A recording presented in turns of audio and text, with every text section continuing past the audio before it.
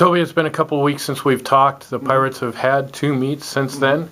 One of them here, a huge meet, a lot of competitors from different levels. You sent the team, mostly the team went home for spring break, and a lot of them, about half of them, were able to compete this past weekend down at Pacific. Take us back through these 2 weeks and some of the highlights that you saw. Yeah, the meet 2 weeks ago, right before spring break, a great 2-day meet with several teams and a lot of really good performances. The weather wasn't as great as the previous week, so that was a little bit of a letdown. Also, it's kind of tough for the students. You know, they're student athletes and they're looking forward to spring break. They're in midterms, and so that meet is always a little bit of a, I don't want to say a letdown, but it's not as great as the previous week generally. But we still got a lot of really good marks, a lot of really good national marks, a lot of good qualifying conference marks, and walked away feeling good about it. People went home for spring break. A lot of people stuck around here. Had about a third to half the team compete over at Pacific.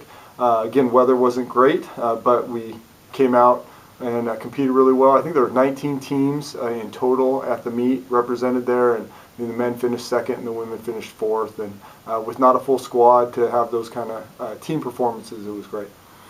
So at this point in the season, you have a good sense of, okay, these are our strengths, these are our holes. What are the strengths of the men's team? What are the strengths of the women's team? Yeah, women's team, you know, we have a really good high end.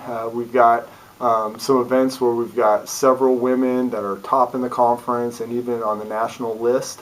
But then we just have not a lot of volume on the women's team. So then we've got some events where we just don't have anybody, or we only have one person competing. And that person may be good or may be in the middle of the pack. And so when it comes towards the end of the year at conference, I think that's where we're going to show kind of our weaknesses. But overall, we've got a strong team on the women's side. It's just not as strong as maybe it could be if we had a little bit more depth and a little bit more diversity throughout all the events. What are some of the events you'll see those points? In the points in the discus for the women and in the sprints for the women, definitely, and even in the high jump and triple jump on the women's side. And then we've got just not a lot of depth on the women's distance. And then, yeah, that's kind of where we're seeing the biggest holes, and then things like pole vault.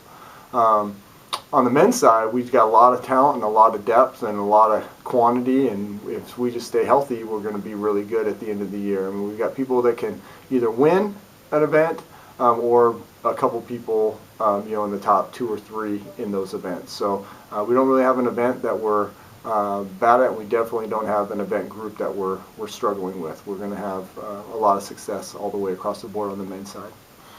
One of the final tune-ups for the conference championships coming up this week, and we're hosting it again, the Whitworth Peace Meet on Friday. Who are we going to see, and what kind of competition will be out there? Yeah, it'll be the largest meet of the season. We're going to have all the regular local teams, but they're all bringing, it looks like their entire squad. So you got the WSU, Eastern, Gonzaga, Idaho, but then Lewis and Clark State, who always comes up in the community college, but then the addition of Northwest Nazarene, College of Idaho, and Eastern Oregon, as well as Central Washington. So you've got some different schools that are, you know, kind of regionally but not locally, that are going to make their way up.